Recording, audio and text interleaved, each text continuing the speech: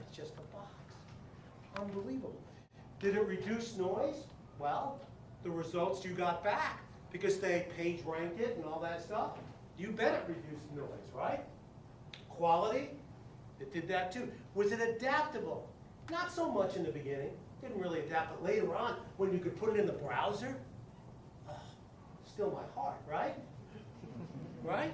Performance, quick, whatever, all that, and affection or pleasing. There's just something inherently beautiful about the simplicity of it. Sorry, Tim, you know. Tim and I talk about it. And Tim gave me a Bing t-shirt, and I wear it proudly. But bring up the Bing page right now and see which one's more beautiful. Oh, that's true. I know, and Bing has learned, and Bing is trying to outdo outdo Google in other ways. So, yeah, no, Bing they got it. But how many iterations of search did we have to try till we got the right amount? You know, but the right amount. But the point is, in those days, it was amazing. And by the way, librarians in the audience, this is your competition. And when library looks, feels, and is efficient, and is adaptable, and reduces noise, and performs, and feels as good as Google, then libraries will have a place in the world. Unless they do, they risk, I think, becoming antiques. I really do. And I've been working on that with a company to try to get them to do library box. Just library. And it's right next to Google. Anyway, so we do Google. And then we did this thing on a travel website. You can read about it in our article, where we looked at how to improve a travel website and all that. And that's what Lee and I did, and that was about the extent of 2008, 2009, and then 2010. And this guy whose office is a couple of things down from me, Jochen Scholl and Tim Carlson, were interested in evaluating, wait a second, I don't want you reading that. We're interested in evaluating websites, particularly sports websites. And Tim's going to talk about it, but they were professional sports teams around the globe. All right? And they wanted to see what makes them better and stuff. And I don't remember how Jochen came to the Taylor model, or you, or he did. We might have a conversation one day, and he decided to do that, and they used it. And then afterwards, we kind of got together a bit and started to make some changes. And so the difference between 2008 and 2010 is, first of all, Jochen completed a move that I didn't quite understand what was going on. And that Jochen kept telling me, Mike, the user view that you're talking about is still a systems view. It's not really a user's view. It's not a people-centered view. And what are you talking about? And whatever. He actually goes back to Taylor's original thing that the user is part of the system. And the way we think of users sitting in front of computers, Jochen said it's so different than that. And so it's really people as separate from any given system and whatever. And so we've started using the term now human actors, or humans, or people, right? The other change is, instead of just talking about systems, we do talk about systems and system processes, but we're talking about information systems, information technology artifacts, ISIT artifacts. That was one of the big conceptual changes.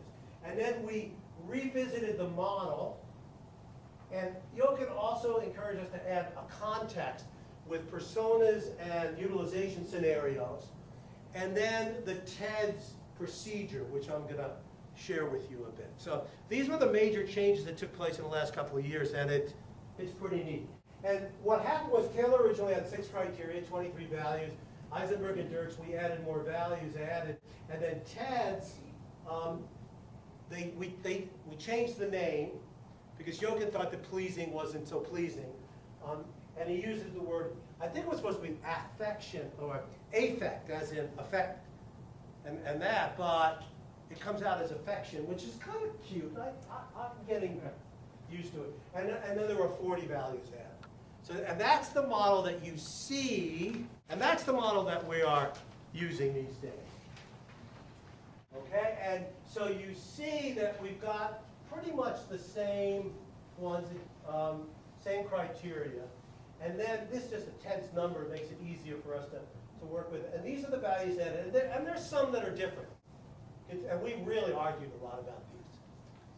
and whether things belong here or a system. And then the system process, we really spent a lot of time, at least Lee and I did, in identifying different and new system processes. So things like gathering or crawling, updating, analyzing, identifying, linking, those are all with quality. Choice, alternatives, narrowing, computing, compute meaning able to do mathematical computation. And so we really did a lot in this. And you can even see the ones we talked about before. Visually appealing, narrate, interact, push, respond.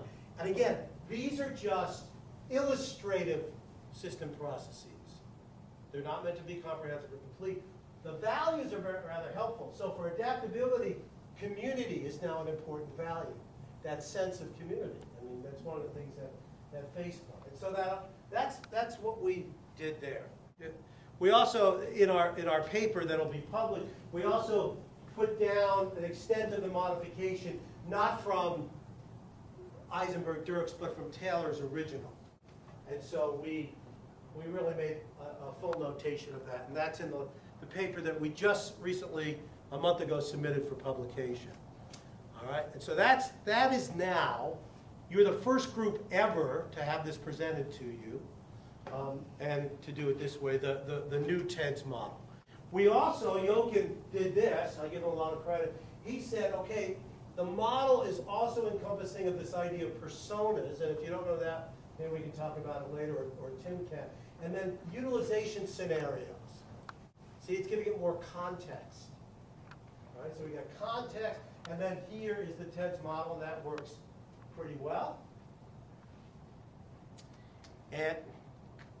And then there's a TEDS procedure that Jochen came up with, and Tim, right? You did part of this too. It was 13 stages in terms of the procedure that they used. And we're going to have to work. So the whole TEDS is now, it's not just the TEDS model, but it's the entire TEDS framework. Okay, and I'm going to turn it over to Tim now, who's going to tell you about his study that he did with Jochen using TEDS, and then I'll come back and tie it up.